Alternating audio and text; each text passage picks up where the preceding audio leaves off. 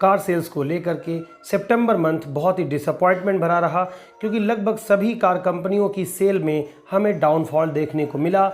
उसके पीछे रीज़न रहा कि लगातार चिपसेट की वर्ल्ड वाइड होने वाली कमी। मारुति सुजुकी और महिंद्रा पहले ही अनाउंस कर चुके थे कि वो 60% तक कम रखेंगे। चलिए देखें इसके बाद भी टॉप 10 सेलिंग ब्रांड्स के बारे में। नंबर 10 पर आती है स्कोडा, जिसने सितंबर के मंथ में 3027 गाड़ियाँ बेची हैं, जो पिछले साल के सितंबर के कंपैरिजन में 130% कम है। 9 नंबर पर आती है मॉरिशस गैराजेस, जिसकी सितंबर मंथ में 3241 यूनिट पूरे भारत में बिकी हैं और ये पिछले साल के कंपैरिजन में 27.5% तक है। अपने हेक्टर प्लस और भी अपने न्यू अपकमिंग मॉडल एस्टर को भी रिवील किया है। एक्चुअल में MG एक यूरोपियन कंपनी है, लेकिन ये एक भ्रम है, क्योंकि MG कंपनी को करंटली चाइना की ग्रेट वॉल मोटर्स ऑपरेट करती है।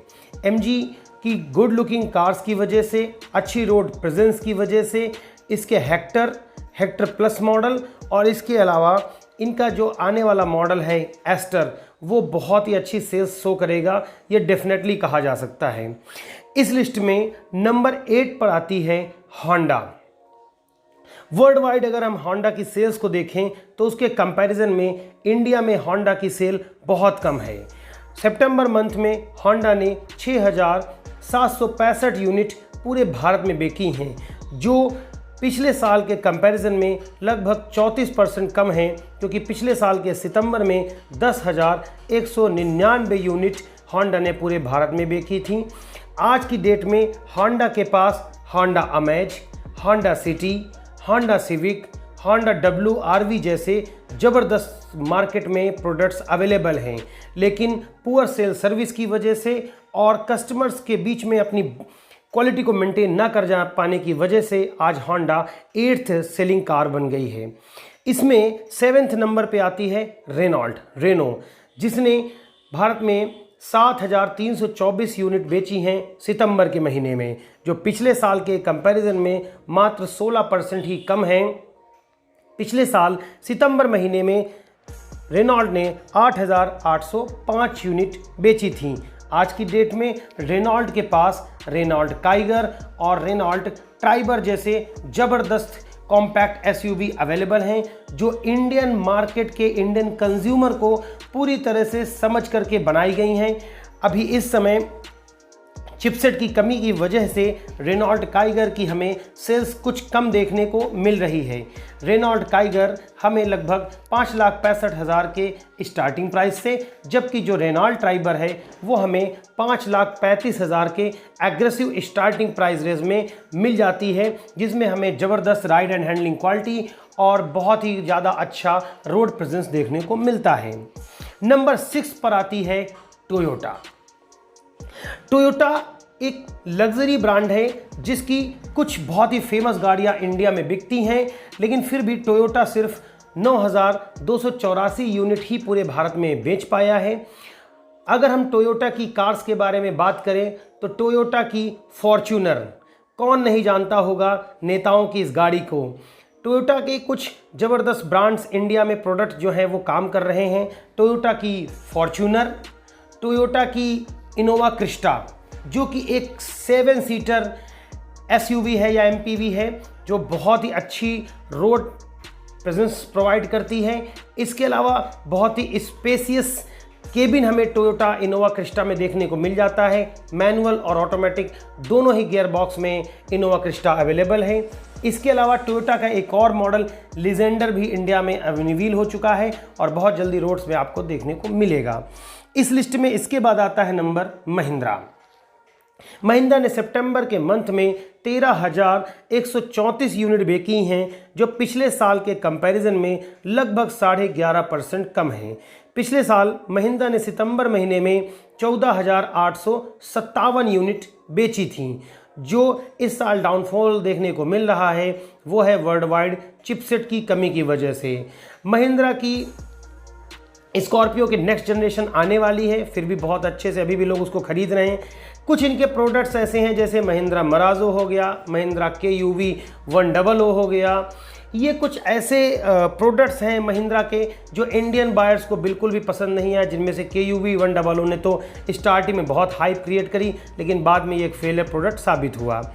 इस लिस्ट में नंबर 5 पे आती है किया मोटर्स। किया मोटर्स ने इंडिया में सितंबर में 14,441 14,441 यूनिट्स को बेचा है, जो पिछले साल के कंपैरिजन में लगभग 22.5% तक कम है। पिछले साल किया ने 18,676 यूनिट को बेचा था। किया की सोनेट और सेल्टॉस दोनों ही प्रोडक्ट्स बहुत अच्छी रोड प्रेजेंस और ride and handling quality provide कराते हैं, जिसकी वजह से किया ने अपनी इस प्लेस को मेंटेन किया है। नंबर 4 पे आती है इंडिया की सबसे चहेते ब्रांड टाटा का नंबर। टाटा ने 25,730 यूनिट बेच करके अपनी थर्ड पोजीशन को रिटेन किया है।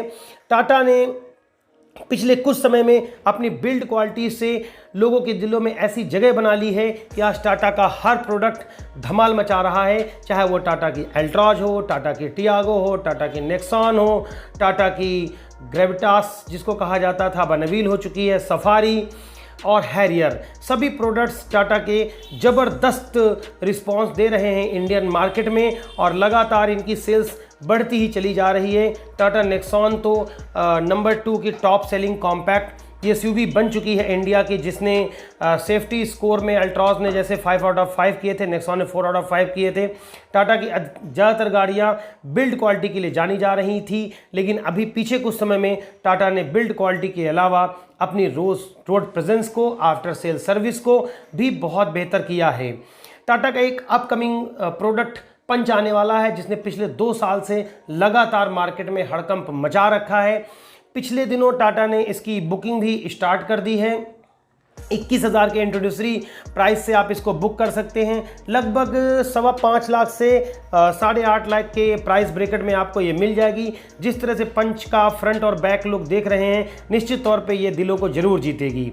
नंबर 2 पर आती है हुंडई, जिसने सितंबर महीने में 33,027 यूनिट बेच करके सेकंड पोजीशन को ऑब्टेन किया है। और हम देख रहे हैं कि हुंडई और टाटा की सेल्स के बीच में सिर्फ 7-8 हज़ार का अंतर बचा है। अगर टाटा इसी तरह से वर्क करती रही तो आगे आने वाले समय में इंडिया की सेकंड मोस्ट सेलिंग ब्रांड बनने से टाटा को कोई नहीं रोक सकता। हुंडई के पास भी बहुत ही ज़बरदस्त प्रोडक्ट्स हैं, चाहे वो सेंट्रो हो, चाहे उनका वेन्यू प्रोडक्ट हो, या हुंडई की क्रेटा हो गई, हुंडई के वर्ना हो गया। सभी प्रोडक्ट्स लगभग कंज्यूमर द्वारा बहुत प्यार किया जाता है, क्योंकि वो प्रोवाइड कराते हैं road and handling quality, road presence और आफ्टर सेल सर्विस। लेकिन हरदम की तरह फर्स्ट पोजीशन को एक्वायर किया है मारुति सुजुकी ने, जिसने सितंबर में 63,111 यूनिट्स को बेचा है। लेकिन पिछले साल के कंपैरिजन में देखा जाए तो मारुति की सेल्स में लगभग 60% तक का फॉल देखने को मिल रहा है। एक्चुअल में ये फॉल कोई मारुति के ब्रांड के ख़राब होने की वजह से नहीं है, बल्कि मारुति ने पहले ये अनाउंस कर दिया था कि वर्ल्ड वाइड जो चिपसेट की कमी चल रही है, इस वजह से मारुति सुजुकी अपने सेल्स को लगभग 60% तक डाउन कर देगी।